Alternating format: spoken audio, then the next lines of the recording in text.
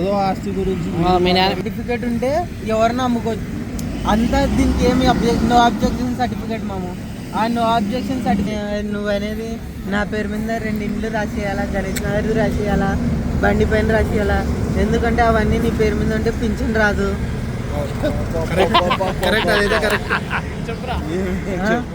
నీ పైన నా పైన ఒక బైక్ పెట్టినావు, నీ పైన ఒక ఇండ్లు 3 ఇండ్ల స్థలాలు నీ పేరు మీద ఉన్నాయి.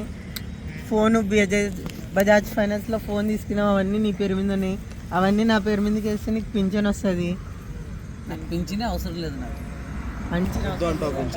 ఏమంటే నాకు పింఛనే అవసరం లేదు. నాకు అంటే అనేది నేను ఒకటి కోర్టు నుంచి నోటీస్ పంపించాలనుకుంటున్నా. సంతోషం. అబ్జెక్షన్ వేసిన పిటీలని పంపిస్తానని. నా కొడుకు సంతకం లేకుండా ఏది కూడా మా నాయన యాదాదో జీవో అంటున్నాడు. అది అనేది తండ్రి ఆస్తి అనేది అందరం ఐక్యంగా ఉండి సంపాదించుకునేది. మా నాయన ఇప్పుడు నాకు మోసం చేస్తున్నాడు. నేను ఒక్కడనే సంపాదించిన అని చెప్తున్నాడు. నా డబ్బులన్నీ తీసుకొని మా నాయన నన్ను మోసం చేసినాడని చేస్తున్నాను. వెళ్ళి అబ్జెక్షన్ సర్టిఫికేట్ అబ్జెక్షన్ చేస్తున్నాను అనేనికి కోర్టు నుంచి దీన్ని అమ్మనికే ఎలాంటి అనుమతి లేకుండా కోర్టు నుంచి పంపించాలని ఉన్నాను అనేనికి. అబ్జెక్షన్ చేయకుంటే ఇంకా ఏమన్నా చేసుకో, ఇంకా ఏమన్నా చేసుకో. నాకు నువ్వు ఏం చేసుకున్నా భయం లే.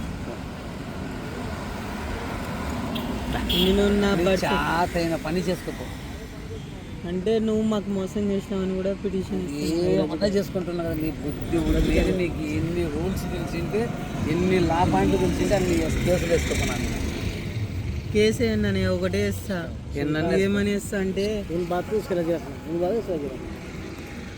నాకు తెలియకుండా ఏం చేయకూడదు మన ఆయన అని చెప్తా. అది చేసినా అని అనుమతించదు అని చేస్తున్నాను. చాతైన పని చేసుకో. నువ్వు ఇట్లా చేసిన 10 నిమిషాలకు మొత్తం సర్వం అంబేస్తా. లేకుంటే ఇంకా ఏమన్నా చేయగలను.